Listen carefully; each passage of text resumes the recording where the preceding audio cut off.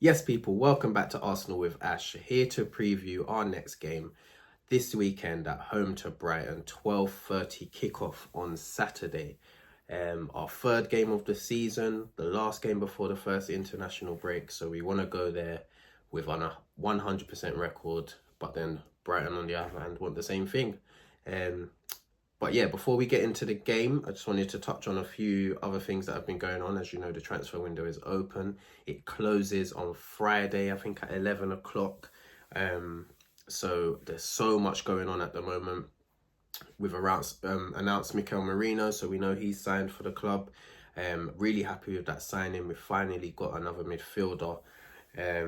And yeah, he looks like he's going to fit in like a glove. Like I've mentioned previously, he's a duel monster. I think he won the most duels in Europe last season. Spanish midfielder, you know, they're always cultured and they can play. But he's 6 foot plus, another one of Arteta's giants that he's building in this team. And yeah, he just looks like a really tidy player. Obviously, he's played in the Premier League before with Newcastle quite a few years ago. I think he was a lot younger then. Didn't really settle in England, wanted to go back to like warmer climates and stuff. But he even from then, I remember seeing him and I thought he looks a decent player. Obviously, he's got a few more years under his belt. He's just won the Euros with Spain.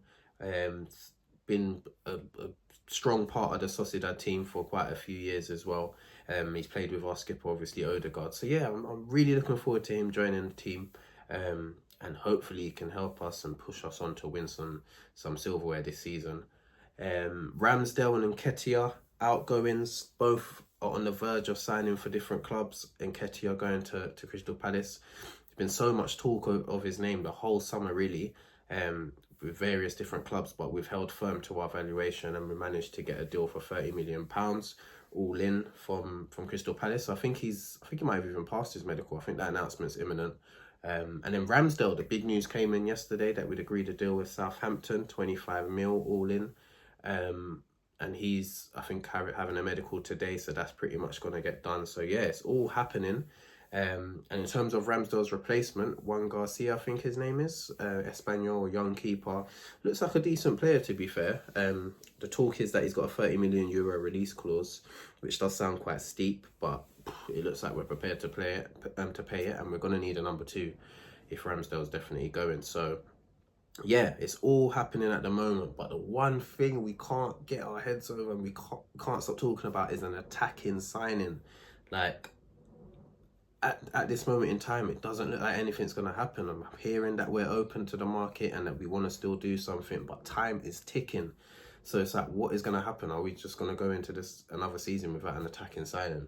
I really, really hope that's not the case, but it's not looking promising. The only news I've heard today is quite a scarce report on Kingsley Coman, who I would welcome the signing of, but there's a lot of risk involved, high wages, injury prone. So yeah, to be honest, if we went for him, it would be like, in my head, it would be like, why would we go for him and not go for Chiesa, who's obviously going to be on less money? It's a similar risk in terms of injuries and stuff. So why wouldn't we? But I don't know. We'll see what happens with that. But I can't see that one happening. We've got the Champions League draw happening today at 5 o'clock. So I think by the time this comes out, the draw would have been made. Obviously, it's a whole new format now. It's a league table. It's not like different groups anymore. So we're going to be playing 8 teams. No. Is it 8 teams? 8 games. Normally, it would be 6 games within the group stage, but we're playing 8 now. And it will be 2 teams from each pot. So there's 4 pots and we're in pot 2. So yeah, they've spread it out. So we're going to get big games in the Champions League group stages, or the league, whatever they call it. So it's gonna be tough. But as long as we finish in the first 8 positions, we get automatic qualification to the last 16. If not, if we finish between 9th and 24th, then we have to play a playoff to earn the right to go to the last 16. So yeah, it's exciting to be part of this new format and be one of the first teams to be part of it. So yeah, hopefully we get some exciting games. I'm looking forward to those Champions League nights at the Emirates again. The likes of Saka and Odegaard to show their worth and how good they are and that they belong at that stage. So yeah, I'm looking forward to it a lot. But yeah, like I said, a lot going on. we'll see what happens in the next couple of days with regards to the transfer window, and obviously the Champions League draw as well. So stay tuned. Keep your eyes peeled to my Instagram, my TikTok, and yeah, both at Arsenal with Ash, and you'll get some updates on that. But to this weekend's game against Brighton, one of our bogey teams in recent years. Last season we kind of seemed to get over that, beating them home and away. The home game I remember being quite comfortable. So yeah, hopefully it's more of the same. But they've started the season really well. 2 wins from 2, just like us. They started with an impressive 3-0 win away at Everton, and then last weekend beating Man United 2-1 on the early kickoff last week. A last-minute goal from João Pedro winning that game for them. So yeah, they've started really well. Obviously, they've got a new manager. De Zerbi's parted ways with them in the summer. He's gone to Marseille. And they look like they might have found another gem. A really, really young manager. I think he's about 32 or something like that. They've picked up. He's never managed in the top flight of any league before. So it is a risk they've taken, but they've obviously put a lot of faith in him. And I did watch their game last week against Man United, and they do play like quite a different style to what they did under De Zerbi. Obviously, they shipped a lot of goals last season, and his football was very high risk, high reward. But this manager seems a lot more conservative. They press when it's sensible to do so, not just going gung ho. And yeah, so I think it will be a tougher game in terms of their defensive frailties don't seem as obvious. But again, it's only 2 games into the season, so we'll see. But yeah, he looks to be a decent prospect. Obviously, they've made a couple of signings as well. I think they've spent... They must be top 3 within the league of money spent. They've brought in so many players and a lot of attacking talent as well. So I don't even know too much about a lot of them. But I just know that they are highly rated within the game. Unfortunately, they had a signing that came in this last week, I think, and he played in the Carabao Cup in the week and got injured and is looking like he needs surgery. So yeah, that's a tough one for them. But like I said, they've made some really good signings, and it's gonna be a tough game. In terms of team news for us, obviously Arteta hasn't done his pre-match interview yet, but we obviously know of the injury of Tomiyasu. I don't know what's happening with him. I honestly don't know what's happening with him. Like, there's no updates or nothing. He's just always seems to be injured. And then Jesus as well, another injury-prone player. We really need to we might have to start getting rid of these players, because it's so frustrating not being able to rely on them. Jesus, obviously, last week before the game, hours before the game, we found out that he was going to miss the game through, I think, he had a bit of a groin injury. Don't think he's back in training yet as well.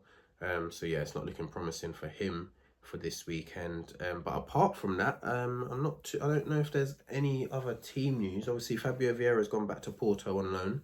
So obviously he's not going to be part of the squad this season. But yeah, hopefully that none of the boys have picked up any injuries. Hopefully Marino can go straight into the squad as well, and we'll get a look at him. I can't see him starting the game, but it'll be nice to see him come on and get a feel for the team and the Premier League again.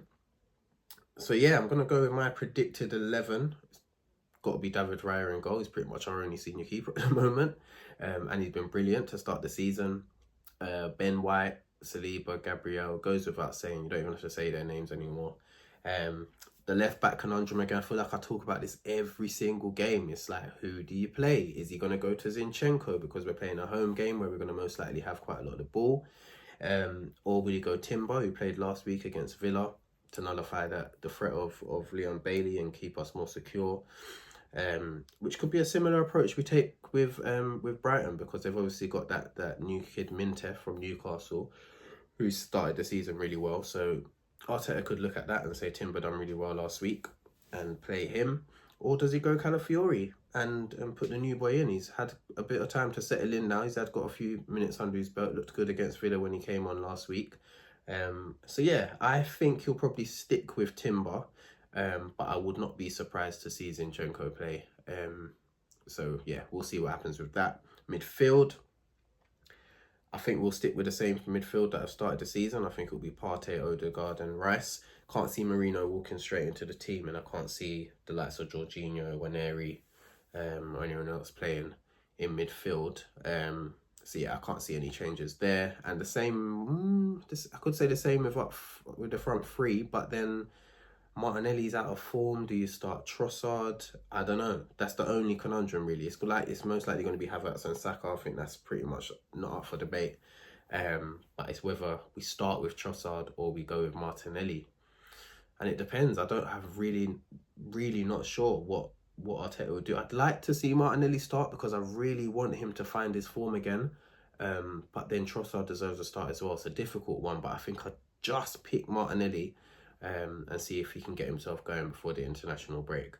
But yeah, another tough game, an early kickoff, you know, the curse of the early kickoff. But if we can go into the international break winning our first 3 games, and also being the first game of the weekend, put pressure on the likes of Man City and Liverpool, that would be a great start to the weekend. So hopefully we get the 3 points. I am expecting us to win the game, but make no bones about it, it's going to be a tough game. So I'm going to go with a 2-0 win, which would fall in pattern with our results so far this season. I'm going to go with Saka to score, and I'm going to go with Odegaard to score. So 2-0, another clean sheet, that would be lovely. And hopefully we can go into the international break, like I said, with 3 wins from 3. But yeah, let me know your thoughts. Let me know what you think about, obviously, the other stuff that I talk about, the transfer window, the Champions League draw, your prediction for this game, who you think should start at left back, who should start on the left wing, and whether you think Marino should go straight into the team. But yeah, let me know your thoughts. Like, comment, share, subscribe, all of that stuff. And stay tuned for my match review. And like I said, all of the updates on my Instagram and my TikTok at Arsenal with Ash. Make sure you stay tuned to that. Follow if you're not following. And yeah, let's go, the boys. Yes, people.